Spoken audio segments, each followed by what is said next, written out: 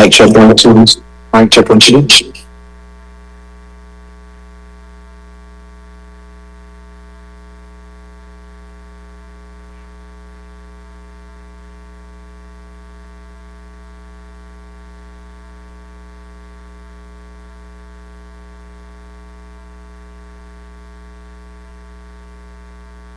Test.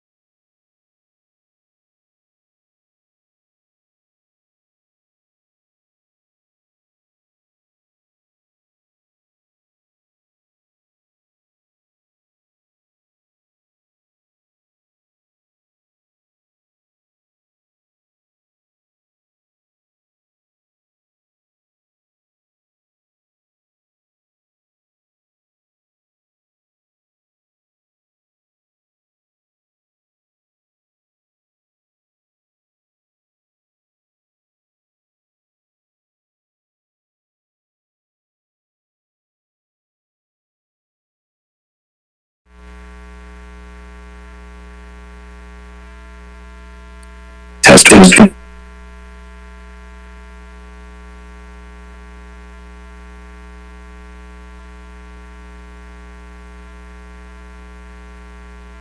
Testing.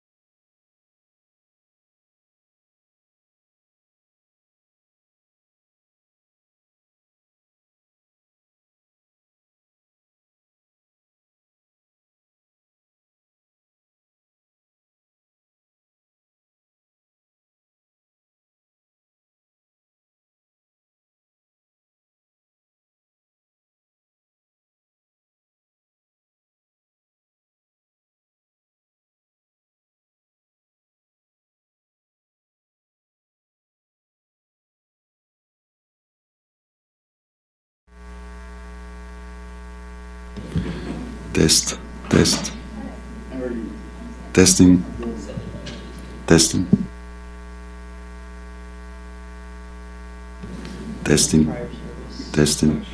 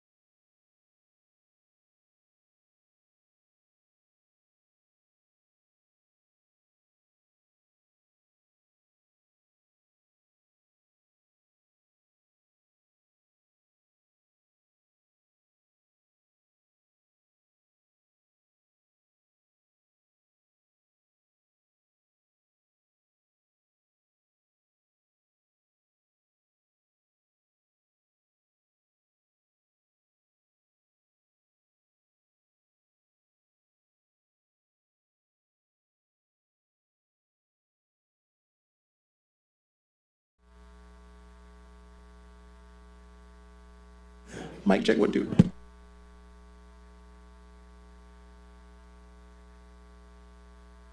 Other words, other words, other words. Mic check, 1, 2. Mic check, 1, 2. Mic check, 1, 2. Mic check, 1, 2. Mic check, 1, 2. Mic check, 1, 2.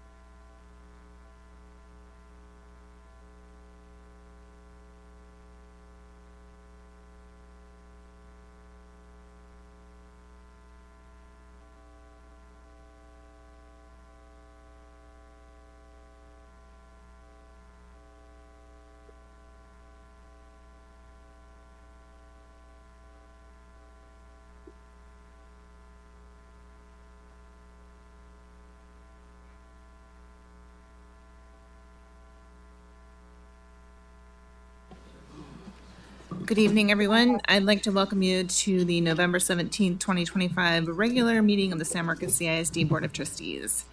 This is a meeting held in public, not a meeting of the public. You are invited to observe and listen as the board conducts its business.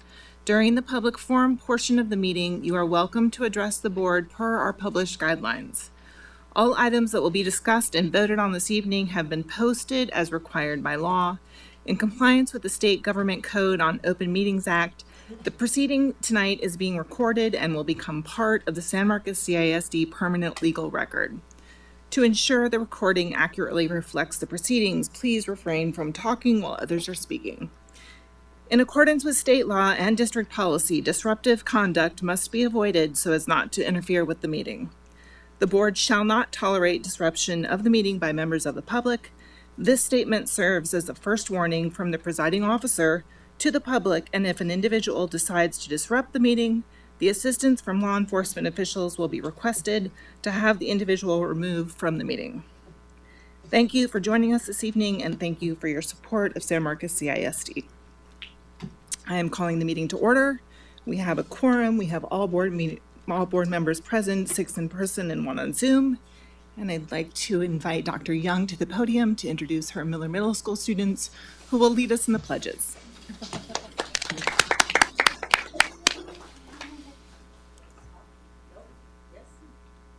And we push the button. Okie dokie. So, school board members, Dr. Cardona, members out here. As we say when we go to meeting, we get to choose how we're going to go through our meeting. So I always choose cheer and joy, and I'm bringing you cheer tonight. So I am. So this year, Miller has a set of cheerleaders, and it's our first set. And so I brought them with me today. 3 of them, we have a whole bunch of them, but 3 of them come because we have a dance show going on at the same time to lead us in our pledge.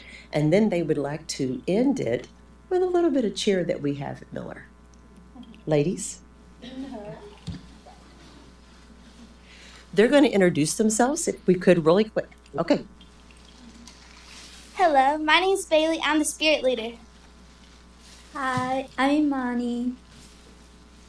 Hello, I'm Janelle, and I'm an 8th grader at Doris Miller Middle School. Okay. Are you ready? I pledge allegiance to the flag of the United States of America and to the republic for which it stands, one nation, under God, indivisible, with liberty and justice for all. Honor the Texas flag. I pledge allegiance to thee, Texas, one state under God, one and indivisible.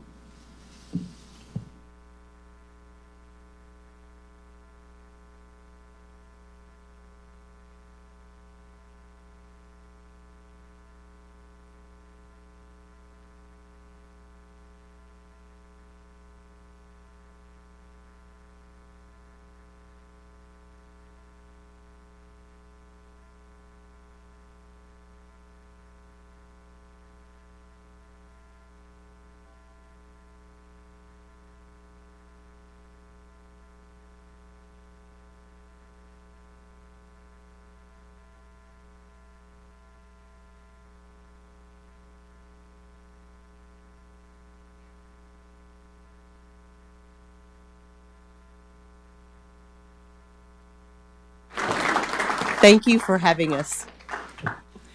Thank you, Dr. Young, and thank you, cheerleaders. That was great.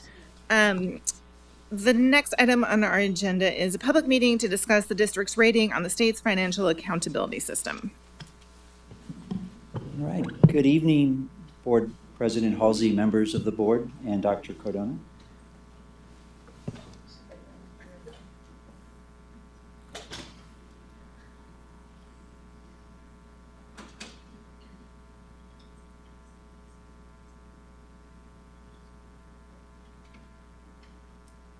Okay. This public hearing is held to review the district's financial integrity rating system of Texas, or better known as FIRST, for the 24-25 school year. So the presentation I will show this evening will serve as our public hearing for the rating. If you'd like to follow along, this is on page 4 of your board book. There are 3 components to the rating. The first is an explanation of what each component is within the first rating. Second, it will have the actual rating that we received. And lastly, we will give an opportunity for any public comments or questions. So the state of Texas defines the primary goal of the financial management system as a system to ensure that Texas public schools are held accountable for the quality of their financial management practices and that they improve upon these practices. The use of the system is intended to encourage schools to better manage their financial resources and to provide the maximum allocation possible for direct instructional purposes, and to also serve as an early warning indicator of any decreasing quality management. So the ratings here, kind of put them in a chart format. We have 21 different ratings. As you can see, they are each scaled on a pass-fail, on a 1 to 10 scale, or a 1 to 5 scale. So let's look at each one of these indicators. These first 5 indicators are on a pass-fail rating. They are crucial indicators for maintaining a high ranking in this integrity system, and I'm happy to announce that we've passed all of these with it's a pass-fail, and the yes meant that we passed all of them. And I believe that speaks to the efforts and the hard work of the business and finance team. It's also the day-to-day work they do in ensuring that we uphold the highest standards for the district. Indicators 6 through 9 were all scaled on a 1 to 10, and 10 was not evaluated this year. So for 6 through 9, we did receive maximum rating of a 10. And then on indicators 11 through 14 were on a 1 to 10, and then indicator 15 was on a 1 to 5. So if you notice, we received a maximum rating on all indicators except 11. And so I'd like to clarify on indicator 11, this has to do with our long-term solvency. There's three ways that we can earn credit for this, or full credit, and 2 of them pertain to growth within the district. We look at a 5-year span of growth and see if we've either met a 7% growth or a growth of 1,000 students over that 5-year period. Neither of those indicators were met, and I think that speaks a little bit to just the growth in our area, and the lack of affordable housing potentially could be an issue that lends to bringing more families into our area. However, the third way to meet this is our long-term assets to liabilities. And we scored 8 out of 10 points, so almost full credit. We missed it just shy. You needed to have a 0.6 or lower to maintain, to get full credit, and we were at 0.67, so 67%. And I think when we looked at how we can strengthen these areas is we need to maintain our long-term liabilities carefully. So we want to avoid new debt unless it's absolutely necessary, and we want to pay down our existing obligations. And then we always want to grow our asset base. So we want to maintain a strong fund balance. We want to protect our facilities, and we want to make sure our capital investments increase the long-term value of our district assets. So over time, keeping liabilities stable while assets grow naturally improves the ratio. And I feel confident as we move forward, this will come back up to a full credit. Indicators 16 through 21, again, those are either a pass-fail, a yes-no, or a 1 to 10 scale. And on all of those, we did score the highest scoring on those. And so when we put everything together, our overall rating for the 24-25 school year is a superior achievement, which is the highest rating you can receive. It is a 98, so we did just a little shy of the 100. We have a few disclosures here to note, and overall it's just the copy of the superintendent's employment contract is going to be effective on the date of the first report. Summary of reimbursements to board members and to the superintendent is made available, and the summary schedule for each dollar amount each board member was paid for business transactions within the district. Those are a few disclosures we have, and this was the notice that we put in the paper just to make sure everybody was aware that we did have this public hearing. And so at this time, I wanted to open it up for any questions or comments regarding our rating. Okay. Thank you very much. Thank you very much. The next item is our public forum. The first person to sign up is Jim Davis. Please come to the podium, give your name and your address. I'm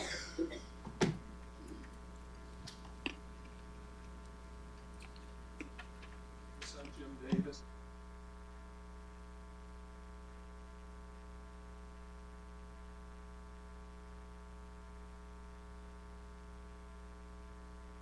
This won't hurt. You'll like it, I promise. He kissed the length of her torso down to the small, naked V. This is an example of profane and indecent literature that's in our schools.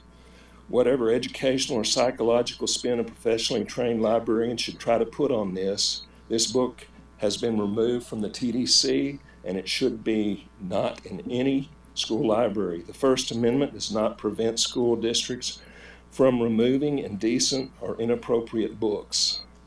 Courts have long held, and the Fifth Circuit reaffirmed this year, that libraries are curated collections, not open forums. The First Amendment does not give patrons a right to receive any particular book. No student loses free speech when a school removes a book containing profanity, indecent material, or sexually harmful material. Students remain completely free to obtain those books on their own. The Constitution simply does not require schools to stock them.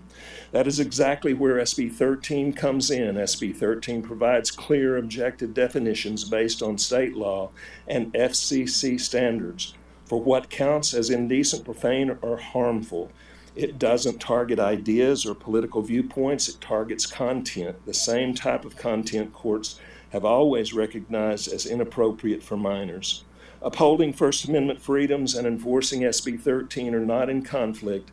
In fact, they work together. The First Amendment protects private speech, and SB 13 protects children from material that is legally defined as harmful, while giving communities and the authority to set age-appropriate standards. SB 13 is not censorship, it is constitutional responsible stewardship. I am not a prophet, but I can predict that the immediate consequences of refusal to remove these books will bring an increase in sexual promiscuity, will contribute to teenage pregnancy, STDs, HIV, and many other heartbreaking consequences that go along with a further breakdown of a strong family unit. Marriage is to be held in honor among all, and the marriage bed is to be undefiled. For fornicators and adulterers, God will judge. That's temporal judgment. Just as Sodom and Gomorrah and surrounding cities, which likewise indulged in sexual immorality and pursued unnatural desire, serve as an example by undergoing a punishment of eternal fire. That's eternal judgment. And if he condemned the cities of Sodom and Gomorrah to destruction by reducing them to ashes, having made them an example to those who would live ungodly lives thereafter, teach our children honor, integrity, and self-control, and remove these examples from our books. Thank you. Thank you, Pastor. The second speaker tonight is Lori Davis.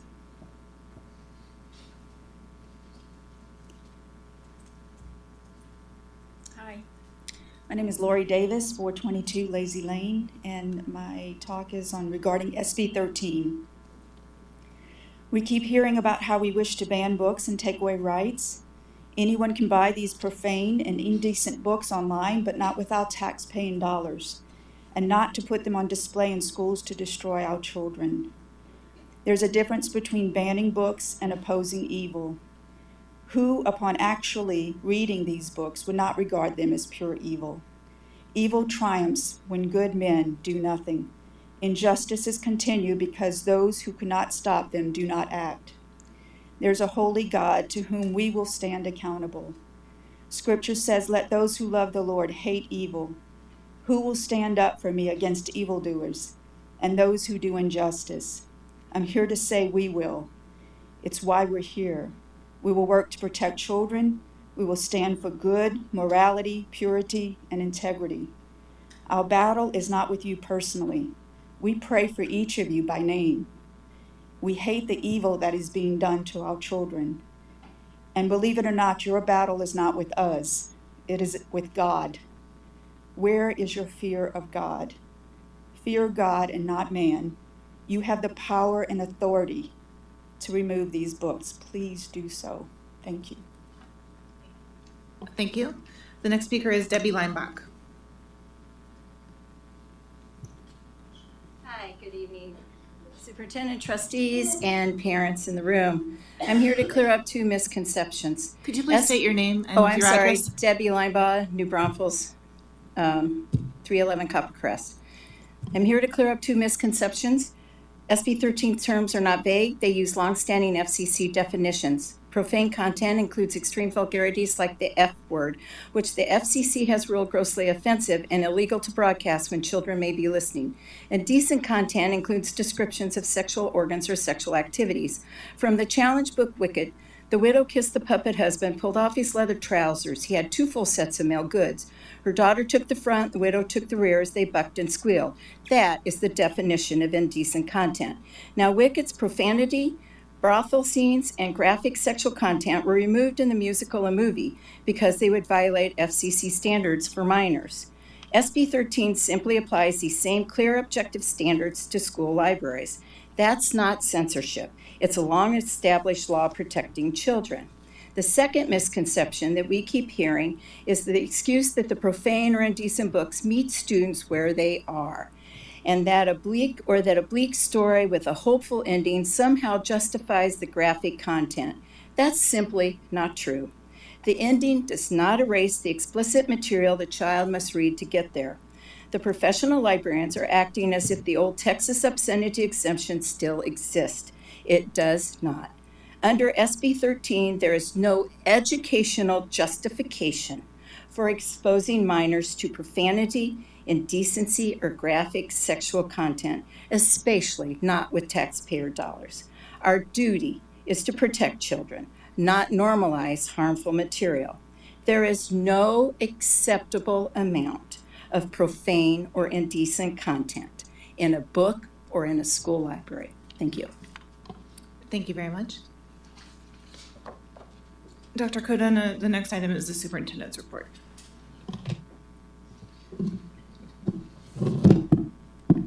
Madam President, members of the board, good evening. If I could get Dr. Cole Ochoa up here. We have our attendance award for our schools. So it's not on playback, but we have for our elementary, Hernandez again. So if Principal Gonzalez can come up.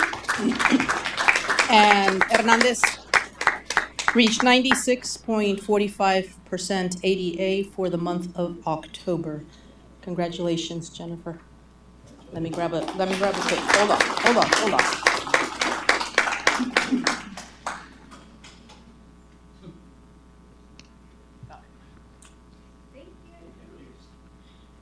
And once again, for the month of October, Goodnight Middle School took the prize.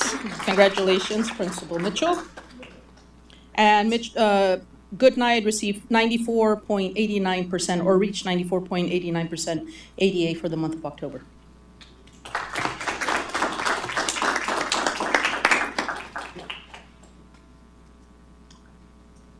Thank you. I'm sorry, Dr. Valadez, you were walking right in front of me and I forgot to name your name. I apologize. I'd also like to call up Dr. Terrence Sanders for a very special announcement regarding, well, I'll let him. Good evening, President Halsey, Board of Trustees, and Superintendent Dr. Cardona.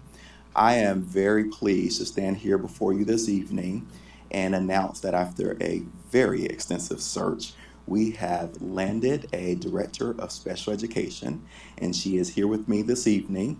And so I am pleased to announce Dr. Benita Teasley as our new Director of Special Education. Dr. Teasley, give her a round of applause.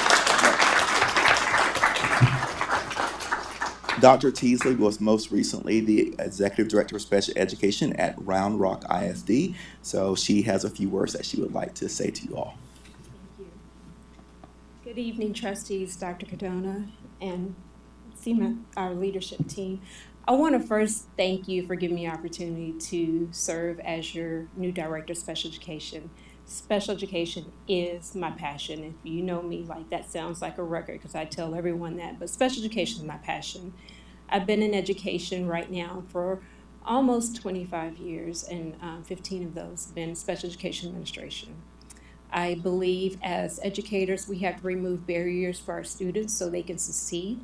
When I speak in regards to our students, I'm talking about students who receive special education. I have a bachelor's in applied learning development from the University of Texas at Austin and a master's in educational administration from Prairie View A&M University and a PhD in education policy and planning from the University of Texas at Austin. I'm a new implant here in St. Marcus. My husband and I recently bought last year here in the district. So I'm looking forward to growing roots. We have 2 sons, and we just learned we are expecting our first grandchild. So good things are happening for us. But again, I want to thank you for believing in me and trusting in me and allowing me the opportunity to serve as your Director of Special Education. I look forward to new things. Thank you. Thank you and welcome. Dr. Teasley will be starting with us on December 1st. I would also like to publicly thank our special education coordinators and who are here with us this evening. They have stepped in and done a lot of hard work over the last couple of months, so definitely want to thank them. So that is, thank you. Dr. Teasley, I didn't know you went to UT. Welcome. So now I got to be really careful about what I say as an Aggie. So, game on. I also want to take a moment. I'm sorry Dr. Salmi left. I saw her leave, but I do want to take a moment to recognize our band program, who a couple of weeks ago had the privilege of going up to Round Rock and listening to them play. And while we didn't advance to state, I think the community needs to understand just exactly who our band was competing against. They were competing against some heavyweights in the state of Texas. I mean, you're talking state champions. You're talking band programs that win Bands of America in Indianapolis. And we came in the middle. There was 25 schools, and we placed right in the middle. And everybody above us has over 3,000 students or more. I would consider them to be, your elite of the elite band programs from around the Central Texas area. But they did an amazing job. David was there. He can echo that. And if you want to see the video, it's on my social media.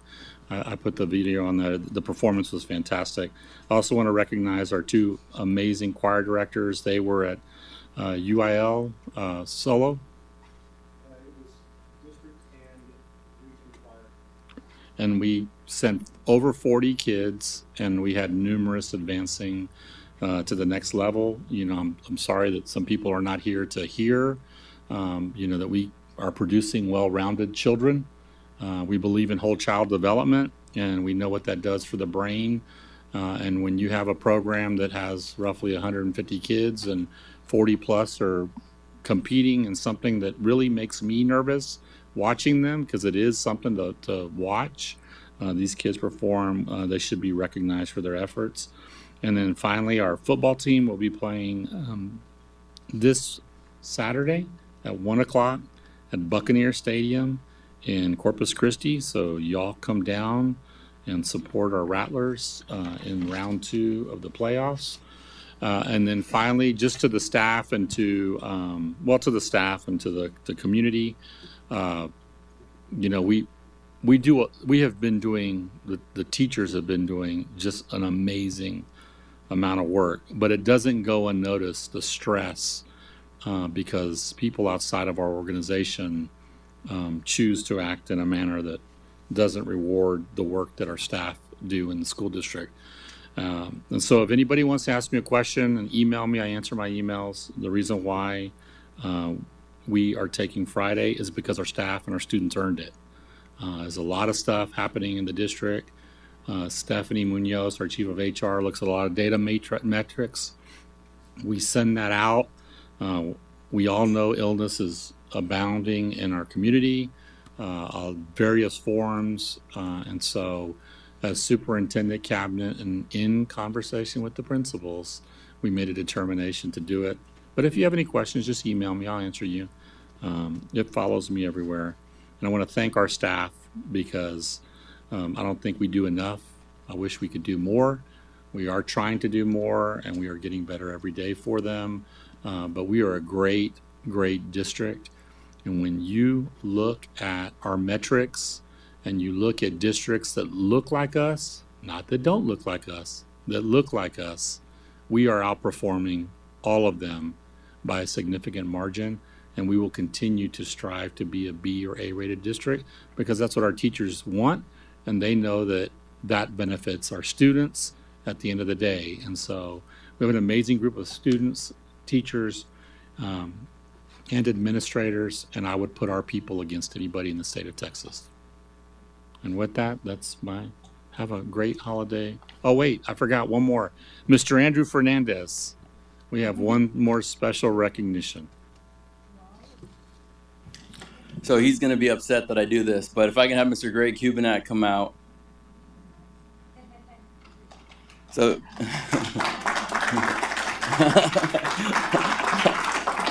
I told you. So this man does a lot. This man and his team does a lot of work behind the scenes. And I know if I told him that we would do this for him tonight, he wouldn't have showed up. So this is a complete surprise. But Greg, on behalf of SMCISD and myself, it's been a pleasure to work with you my last 9 years. But he's given 18 years to this district. He's put us through a pandemic, through everything that has been thrown our way the last 18 years. He has handled it with grace and with the utmost professionalism.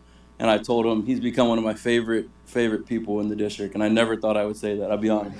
And I told him that. We've had a roller coaster of a relationship, but he has become one of my favorite people in the district, and we will absolutely miss you. And most importantly, as a marketing tool, I want you to make sure you showcase SMCISD anywhere you go. So any last words, Greg? But just want to thank Greg for his service for the last 18 years. Thank you, sir. Appreciate that. Any last words? Well, thank you, Andrew, for surprising me. No, I don't have any last words planned other than it's been an absolute privilege to serve here. San Marcos gave me an opportunity, and I'm very thankful for that. I will always be deeply indebted. So I did throw myself into this work. Again, thank you so much. I'm going to miss the people, and this district has been a big part of my life. I will miss it forever. So thank you guys so much. Thank you, Mr. Cubanak. We really appreciate you. And you don't have to be a stranger. We're not going to be far away. Okay. Thank you. Madam President, that concludes the superintendent's report. Thank you. The next item are reports and information items. Financial report. Ms. Garcia. Can I ask if anybody has any questions about the items that he didn't say? Oh, yeah, sure. We can move that. Denise, before we start, we do have an item on the agenda later on that involves that Chief Stevens is here for. And I just want to take a moment if anybody has any questions regarding that. I don't know if Chief's had a long day. I don't know if he wants to sit here for the next 6 hours, Chief. No, I'm just joking. We're not here till 6 hours. Questions for Chief Stevens ahead of the item? Anybody? The bus item? Mm-hmm. Oh, okay. Thank you very much. We appreciate you, Chief. It can be well when you're having that fundraiser in December.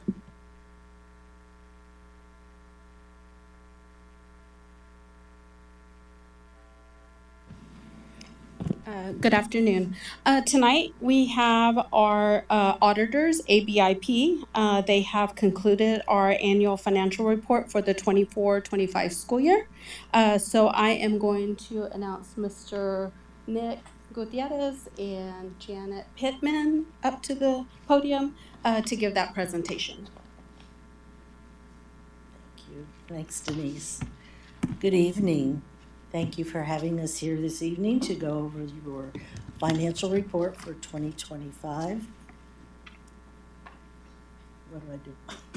Okay. The notice, the first thing on the slide is the certificate of the board. We won't be able to sign that tonight because The OMB, which is the Office of Management and Budget of the federal government, has not approved our final compliance supplement. Every year they issue a compliance supplement that tells us how to audit the federal funds.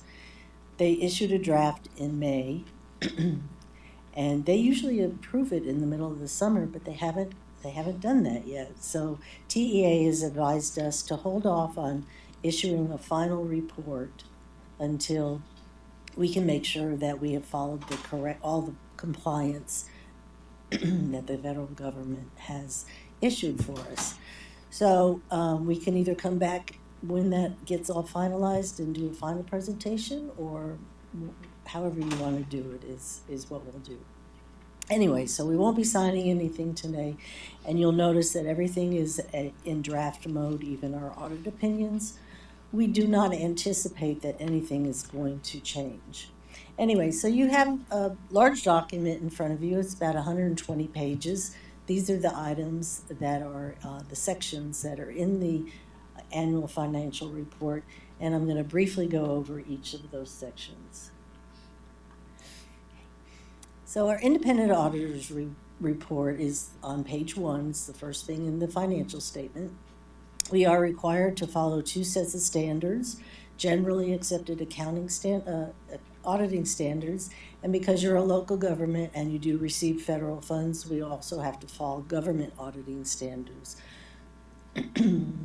So what is the purpose of an audit? It is to form an independent opinion on your financial statements and whether or not they are presented in accordance with generally accepted accounting principles.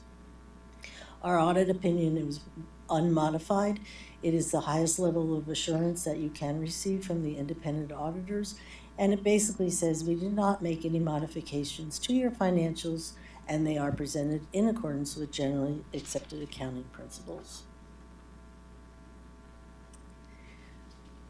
The next item in your financials is the management discussion and analysis. This is an overview of the financial statements, and they're a comparison from 2024 to 2025, and it gives some reasons of why the changes and whatnot, and it has some budget highlights and then information on your capital assets and debt, and then also on your next year's operations. It also gives instructions that if you wanted more financial information, it tells you how you can contact management to get that information. So your government-wide financial statements, those are all of your funds combined, your general fund, your capital projects, your debt service, and all of your special revenue funds. It's all combined into one column. It has all your capital assets and all your debt on the financial statements also. So the assets of the district exceeded their liabilities by $96.2 million at the end of June. The largest portion of that is your net investment in capital assets, $86.3 million. You do have some restricted dollars in there, $31.4 million. Most of that is related to debt service, and $1 million is related to federal and state programs. Your unrestricted net position is a negative $21.5 million. Most of that is due to your net pension liability for your TRS and your OPEB for your other post-employment benefits. So last year, those two together, the net pension liability was about $48 million. This year it grew to $51 million. So if you didn't have those items, which are very long-term liabilities, you would have a positive unrestricted net position. So your net position overall did increase by $18 million from the prior year, although you had a large increase in state aid, a small increase in property tax, and remember also you had some decrease in instruction expense and also in your debt and interest expense. And the debt interest expense will go down as you're paying your bonds off. So now we'll talk about the fund financial statements, and that's where you have columns for your general fund, your debt service, your capital projects, and also then you've got a special revenue column. Anyway, the general fund's fund balance at the end of the year was 38.8 million, which was a small decrease of 3.2 million from the prior year. Prior year actually had a decrease of 17.9 million. But your unassigned fund balance was 36.9 million, which is what we call a very healthy fund balance. You have $4.5 million in operating reserves, and that's to be used for your ongoing operations. Last year you had 4.4 months, so a little bit of an increase. You're doing well on saving that fund balance. The combined fund balance for all the funds was 210 million, a decrease of 22.9 million.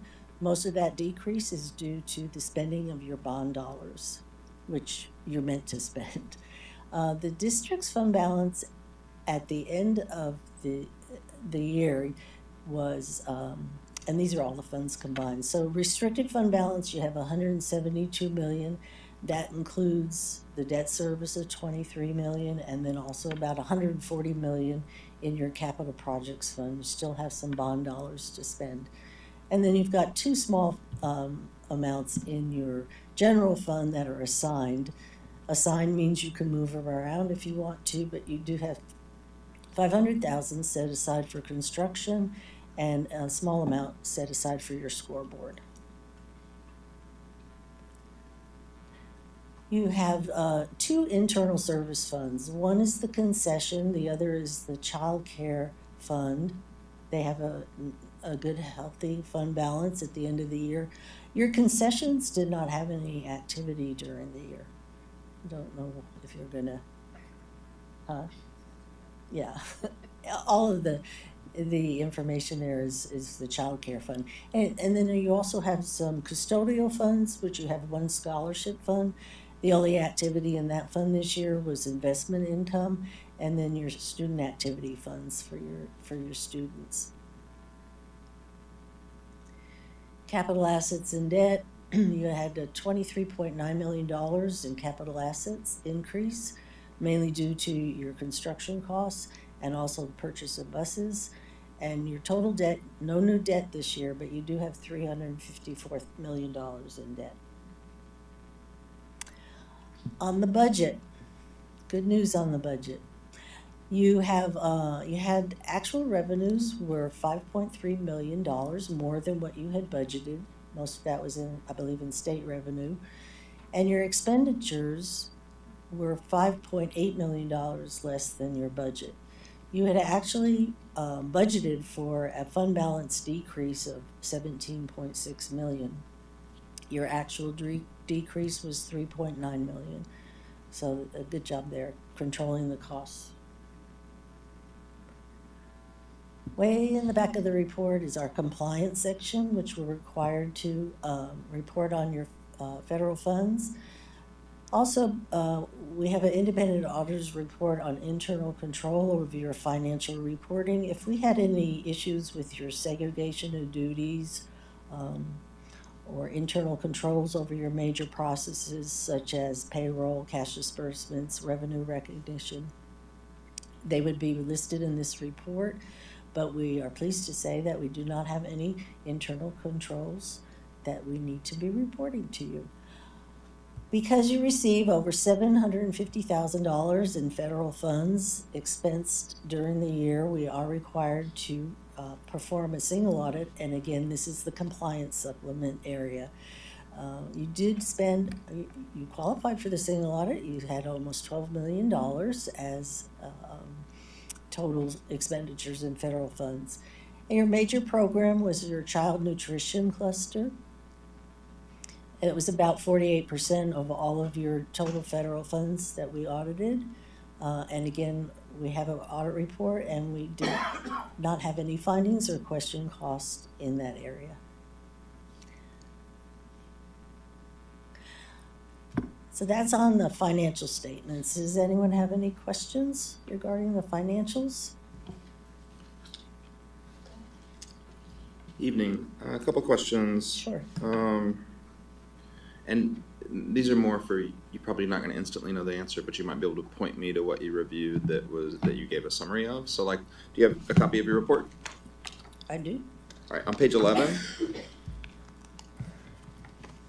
I saw a notable increase, about a 25% increase in contracted services, where our 25 expenditures were 11.7 million, which was almost 3 million more than the year before. I'm trying as a policymaker to understand where that money went. What did you review as an auditor that resulted in this summary? I'd have to dig into the details of Okay. exactly. I'm thinking maybe it was special ed. Denise, do you know? Contracted services. Special ed.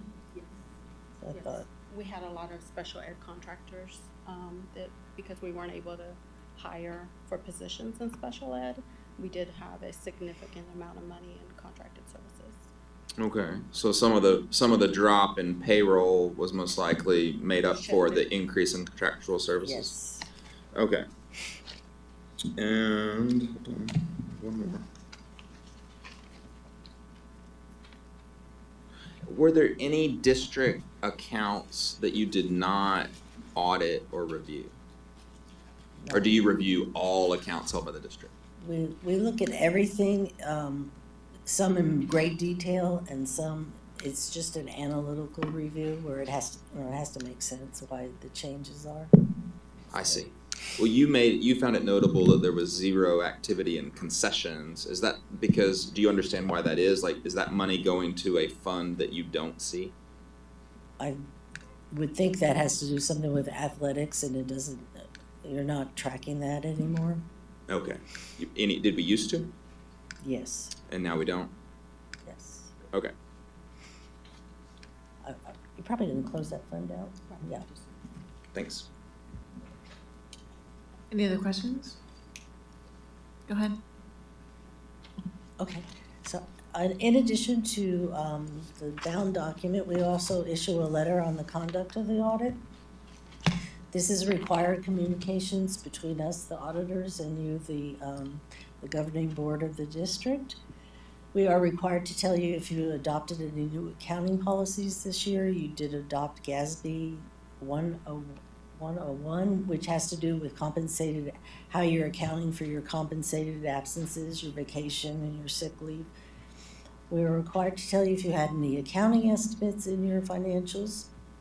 And you have some significant ones: the net pension liability, the OPEB, your state receivable, some of your depreciation on assets, and those types of things. We do look at how you prepare those estimates, and we agreed with the assumptions that you used. Again, they're estimates, they could change. We're required to tell you if we had any difficulties, misstatements, or disagreements with management during our audit, and none to all three of those. So that's good news. We are required to get a letter from management saying that we got everything we needed to perform our audit.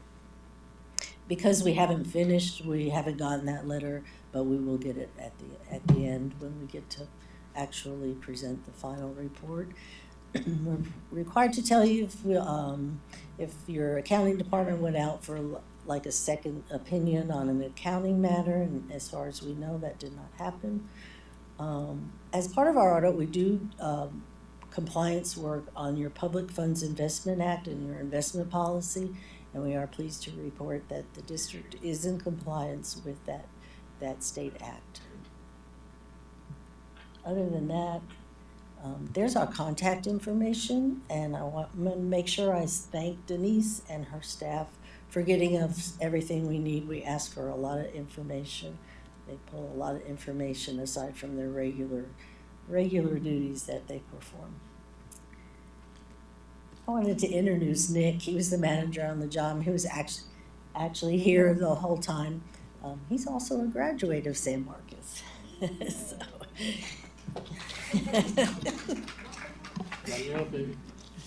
Any other questions? Thank you very much, and thank you, Nick.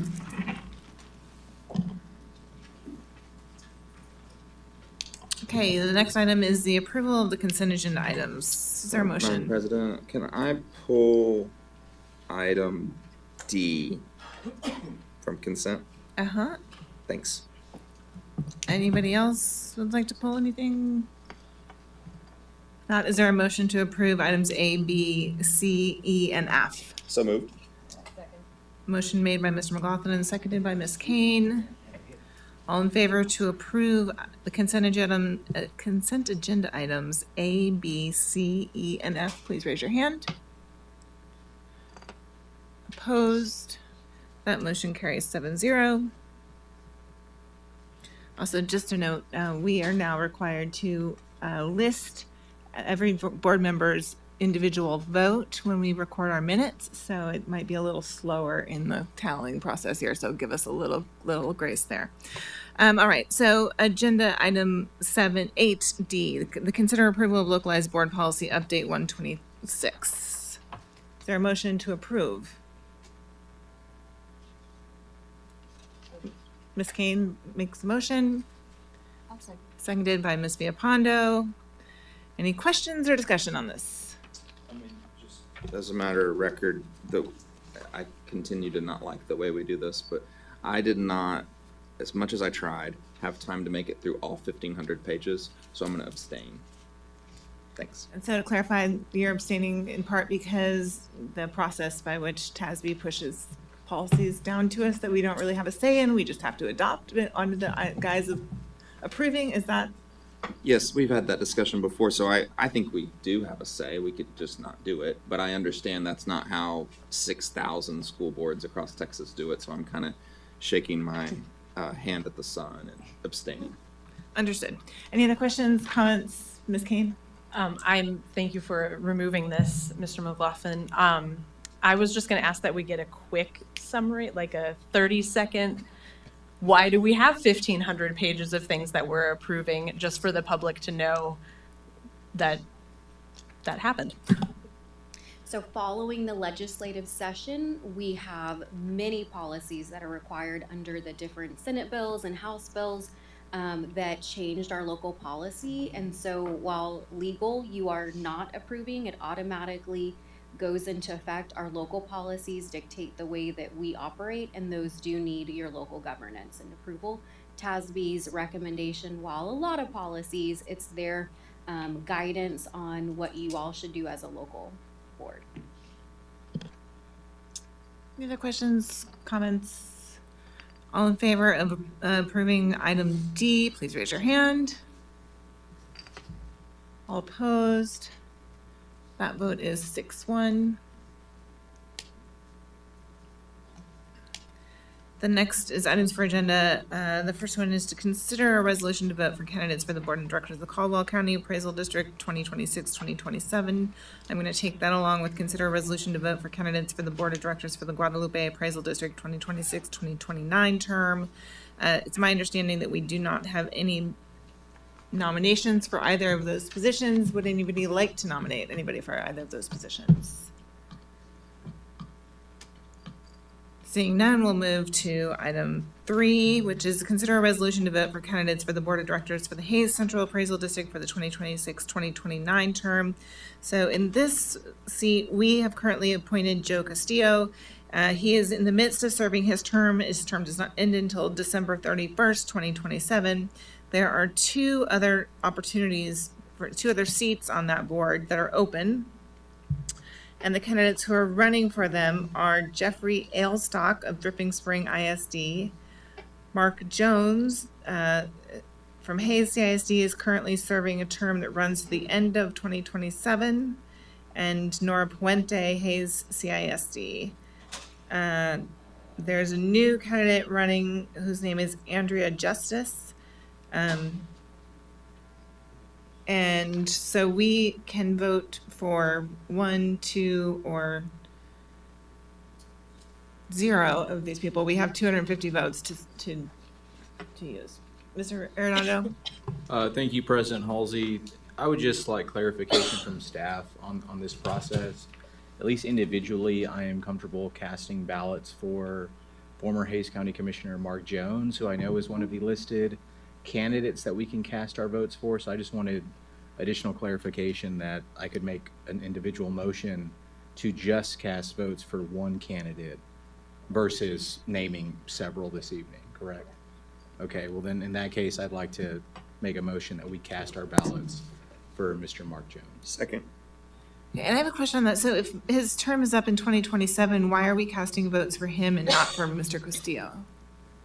Because Mr. Castillo is still running. He's going to be until 27. That's what this says. Mr. Jones will be there through 2020. Yeah, but it's not his turn to run. Okay.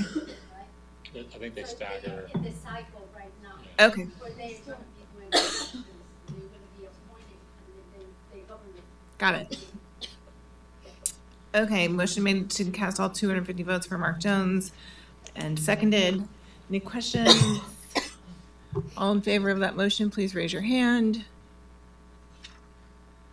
That vote is 7-0.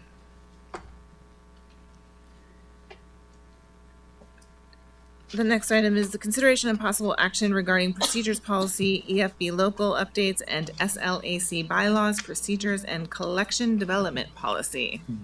President Halsey, I see that we are discussing this in our closed session. Should we move actually voting on it until after that?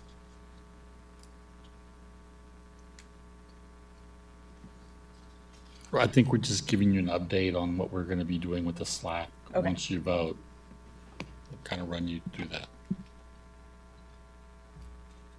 Then I'll make the motion. I'll second. Motion made and motion seconded. Any questions? All in favor, please raise your hand. That motion carries 7-0. Next item under operations, consider approval of the City of San Marcos detention water quality inspection access easement at Doris Miller Middle School. I'll second. Motion made and seconded. Are there any questions? All in favor, please raise your hand. That motion also carries 7-0. Next item under procurement, consideration and possible action regarding resolution authorizing the transfer of a surplus bus to the City of San Marcos for the fire department pursuant to a public purpose, including possible delegation of authority to superintendent and designee to finalize a bill of sale to effectuate the sale.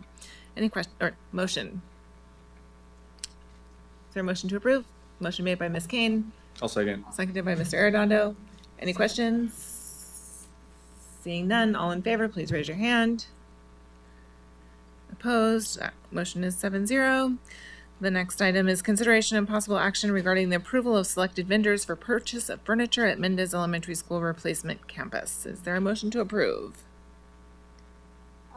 Ms. Vipando, second. Ms. Kane, any questions on this item? Yes. Mr. McLaughlin. I don't know to whom this goes, but how were these 6 vendors selected? So we had a committee that was put together. It consisted of operations department, business department, and a campus team.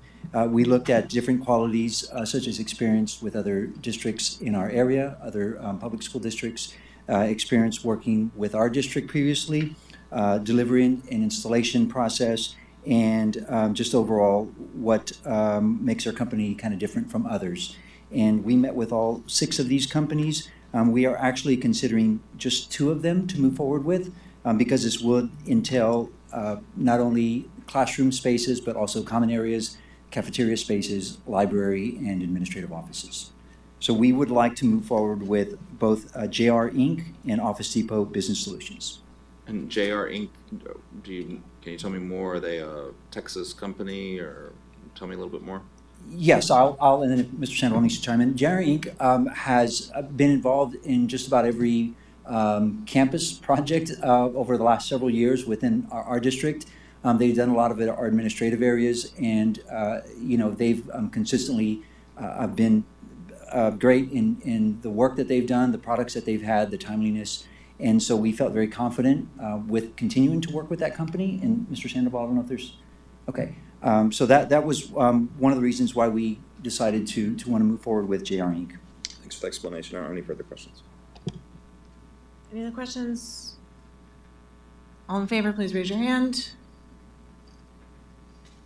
That motion carries 7-0. Thank you very much, Mr. Alvarez.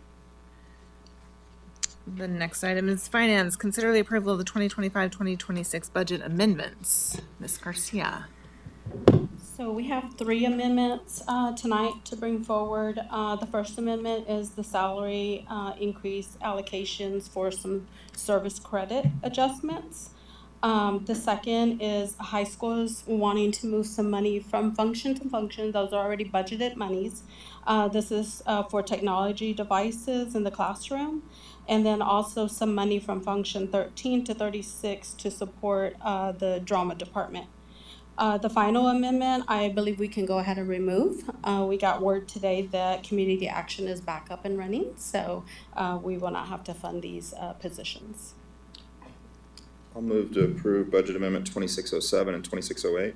Motion made by Mr. McLaughlin, seconded by Mr. Arredondo. Are there any other questions? All in favor, please raise your hand. That motion carries 7-0. Thank you. Thank you. And the next item is to move into closed session is authorized by section 551.071, 551.074, 551.129, and 551.076 of the Texas Government Code. Is there a motion to move into? I'll move to move into closed session. Second. Motion made and seconded. All in favor, please raise your hand. Thank you.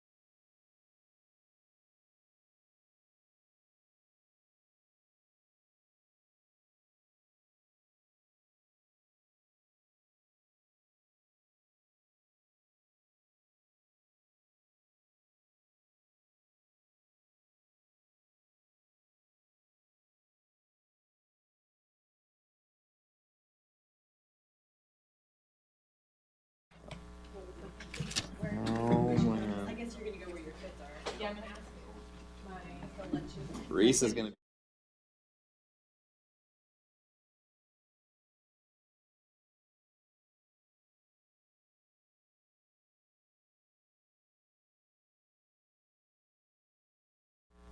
All right, we're reconvening in public forum. It is 7:38.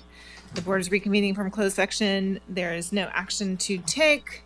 I will take a motion to adjourn. Motion made by Ms. Viapondo, seconded by Ms. Lopez. All in favor, please raise your hand. That motion also carries 7-0. Thank you, everybody. Have a wonderful holiday, and thank you for all of your hard work.